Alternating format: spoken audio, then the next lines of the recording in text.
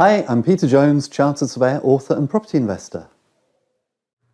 Here we are, here's a bit of fun for Fun Friday. I've got a bit of a quiz for you. Here's a house which would make a nice refurb. Now take a look at the crack, which is on the front elevation near the left-hand corner there. Now what do you think that's caused by? A collapsed drain maybe? Maybe some subsidence? Maybe some tree root damage? Well, I don't think you're ever going to get this because I didn't know. I only know because the agent told me.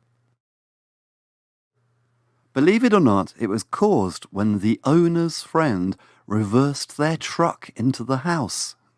My guess is that no surveyor is going to be able to work out what that crack is caused by just by looking at it. And to all intents and purposes, I reckon that property is probably now unmortgageable. You're just not going to get finance on it. So there we are, things aren't always what they seem. That's why we need to do our due diligence and fully understand what it is that we're buying. I suppose the moral of the story is never be afraid of asking the agent searching questions.